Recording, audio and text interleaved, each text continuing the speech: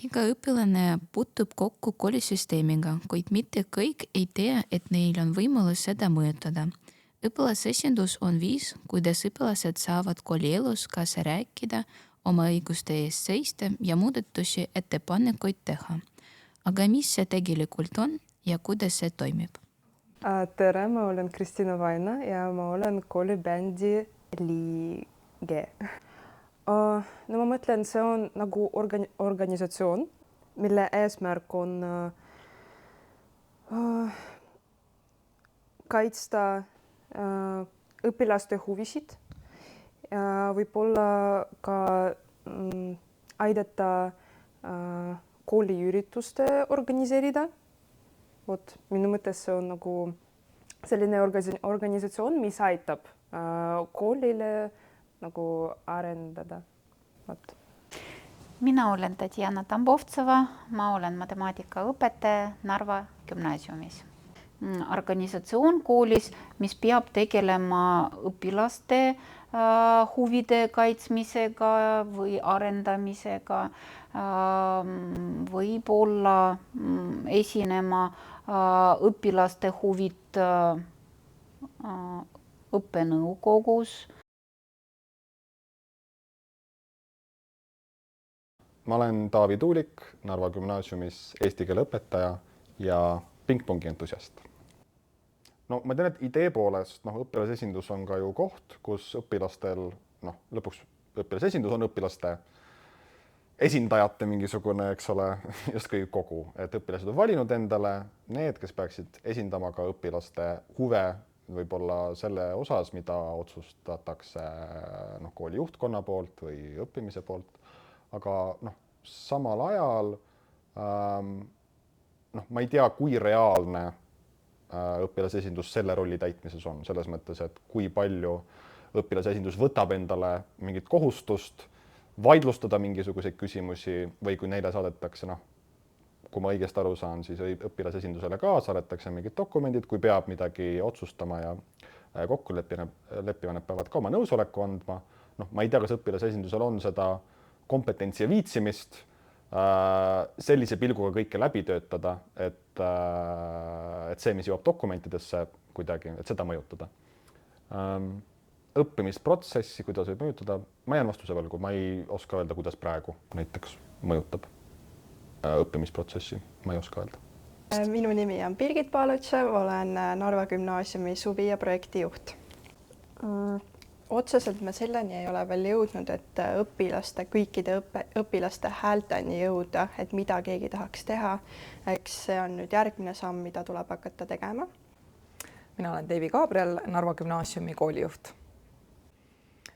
Õpilase esindus koolis võib omada hästi erinevaid rolle ja funktsioone ja tegelikult omabki. Õpilase esindus on tegelikult õpilaskonna poolt valitud õpilaste esindus, kelle peamine ülesanne siis tegelikult on esindada oma kooli õpilaste huvisid. Peale selle, et õpilased ei ole tuttavad õpilasesinduse mõistega, arvab enamik, et organisatsioon tegeleb ainult ürituste korraldamisega, kuna see on kõige nähtam panus koolielu. Proovime välja selgitada, kas see on tõesti nii.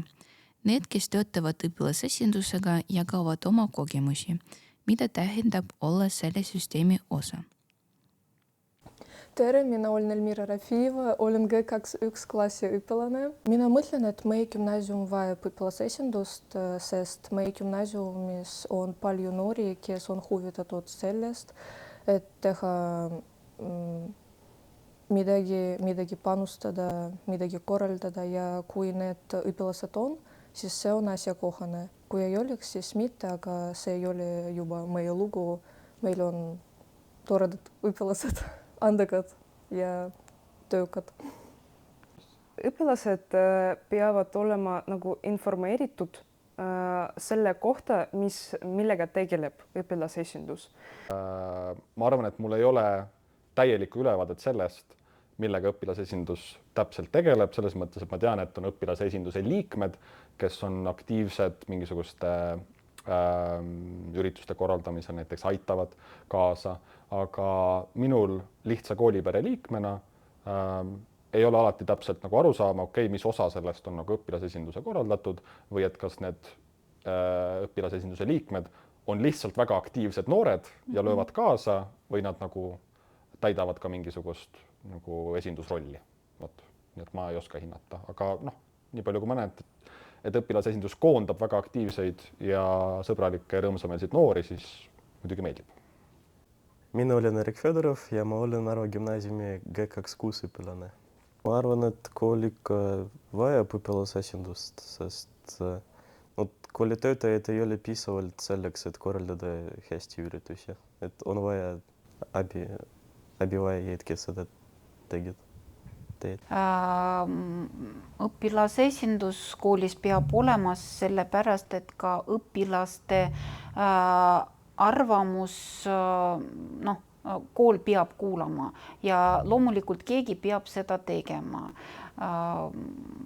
Minu arvates praegu see ei tööta nii, nagu peaks olema, aga ideaalis peaks olema niimoodi, et kui õpilastel on mingid mõtted, küsimused, probleemid, veel midagi, siis nad räägivad õpilasesindusega ja õpilasesindus juba edastab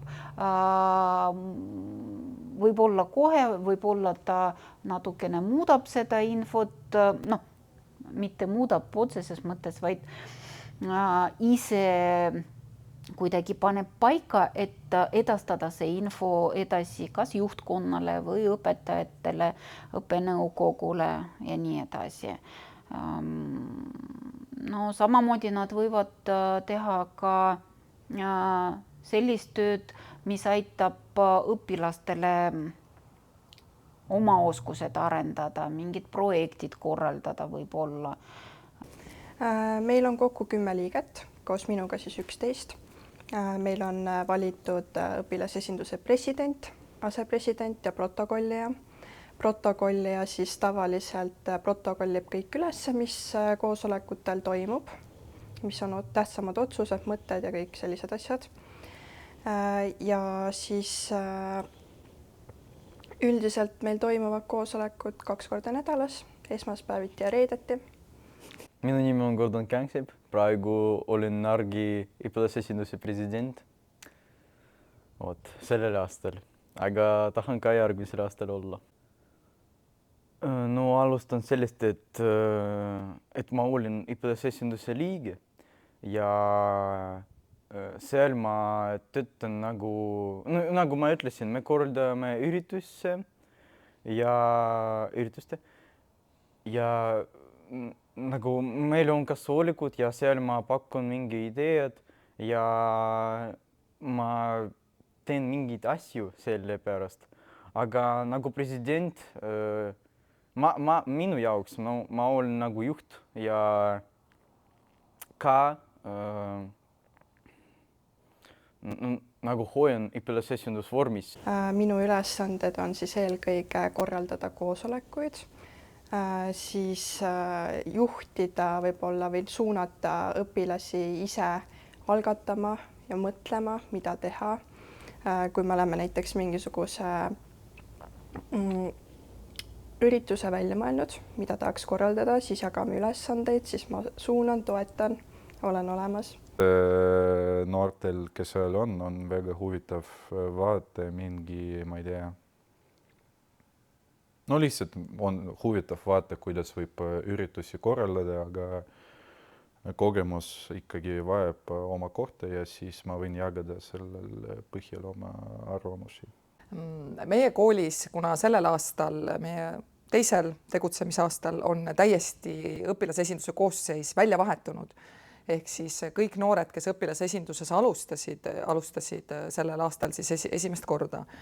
Ja seetõttu ma usun, et selline see koostöine suhe on alles välja kujunemisel ja ma arvan, et me mõlemad osapooled natukene kompame neid piire ja natuke seda, et mida võib-olla mina koolijuhina mõtlen, et mida õpilasesindus minult ootab ja ma arvan, et õpilasesinduse noored samamoodi hetkel veel teevad selgeks, et mis on see, mida neilt tegelikult siis täpsemalt oodatakse.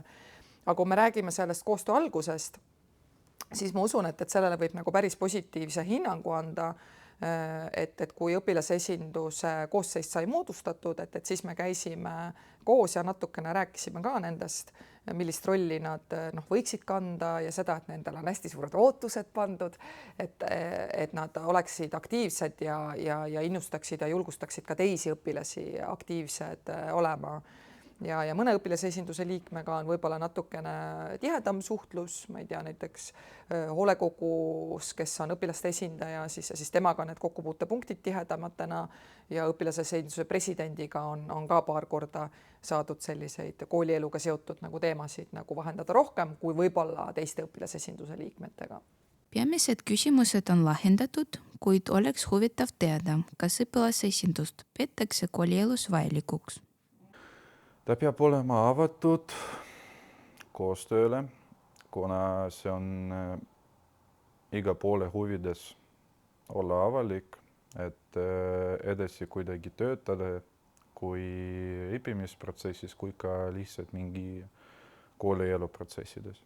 Minu meelest õpilasesindus on tähtis, aga minu jaoks ei ole midagi väga oluline ja võib-olla mul on ükskõik, kas see on või mitte. No minu arvates õpilasesindus korraldab kõiki üritusi väga hästi, aga peamine on lauatennise turniir ja see oli korraldatud väga hästi, siis kõik on korras. Aga nii palju oleme küll saanud tagasisidet, et kui ongi mingisugune üritus näiteks, kus ongi vaja registreerida stuudiumis, siis ma näen nagu enam-vähem ära, milline on huvi. Näiteks nagu õpilaste seas niisamagi ja üldiselt ikkagi nagu meie lauale jõuavad ka nagu teiste õpilaste nagu arvamused ja soovid, et see on rohkem nagu selline suuline, ma ei tea, formaat olnud, aga ühesõnaga, et teiste õpilaste hääl on siis jõudnud läbi õpilasesinduste liikmete nagu minuni, et mida on nagu soovitud teha ja nendest me nagu tavaliselt ka siis lähtume, kui me teeme üritusi. Hoolimata ilusast teooriast esinevad praktikas alati oma probleemid ja väljakutsed. Õpilasesindus ei ole erand. Minu mõttes teha rohkem koosolekuid ja aru saada, mis on õpilaste arvamused erinevate teema kohta. Olen Anastasia Ananina, inglise keele õpetaja, haridustehnoloog, juht, mentor. Tahtsin rohkem suhtlust õpilasesindusega. On vaja luua mingi korraldus, kuidas tegeleb õpilasesindus, kui juhtub midagi, mis kas või õpilastele või õpetajatele ei meeldi või nad tahavad seda paremini teha. Ei, ma arvan, et sellised nagu otseseid või vahetud probleeme õpilasesindusega suhtlemisel ei ole, ei esine. Võib-olla, eks võib-olla on mingisugused väljakutsed, ma pigem ütleks. Väljakutse on kindlasti see, et minu töögraafik on üks, õpilaste õppimisgraafik on teine, et see ühise sellise aja leidmine võib olla mõnikord keeruline. Et kui õpilastel tunnid lõppevad, siis töötajatel lõpetab tööpäev, õpilased on väsinud, koolijuht on ka väsinud tegelikult, eks ole. Aga ja teine väljakutse, mis ma võib-olla välja tooksin, on see ühise keele leidmine, aga mitte siis sellisest nagu filosoofilises mõttes, vaid ühise keele leidmine selles mõttes, et kui meie suhtlus toimub eesti keeles, siis kui palju ja kui kiiresti on valmis noored nagu avama neid asju, kui kiiresti nad suudavad ennast ja oma mõtteid nagu väljendada nii, nagu nad seda tegelikult päriselt tunnevad. Et ma arvan, et see ei ole raskus, aga ta on lihtsalt selline nagu väljakutse, millest tuleb lihtsalt aru saada, eriti kui õpilasesinduses suur osa noori on 10. klassist, kes on alustanud suuremas mahus eesti keele õppimist, et siis ka nemad nagu vajavad aega selleks, et nii seda julgust koguda, kui ka natukene seda nagu enesekindlust juurde saada sellise nagu keele kasutamisega. no selles mõttes, et kui õpilasesinduses on noored, kelle eesti keele oskustase on erinev, siis tavaliselt mina ise suhtluses, kui ma näen, et ka noored ise siis toetuvad rohkem nendele, kelle keeleoskustase on nagu tugevam. Ja see on täiesti okei võtta vahepeal telefon, vaadata, kuidas see sõna oli või kuidas seda öeldakse või öelda mingi sõna muus keeles, küll on õpilased siis vene keeles mingeid lihtsamaid väljendeid, mille tähendust ma tean kasutanud või siis inglise keelt. Ehk siis pigem on see nagu kahe osapoole vaheline, et mõlemad osapooled saavad aru, et me ei võta iseenesest mõistetavalt seda, et kõik ei räägi väga heal tasemel eesti keelt, vaid et me loome neid võimalusi. Olulisem on see, et me tegelikult leiaksime selles mõttes nagu ühise nagu keele.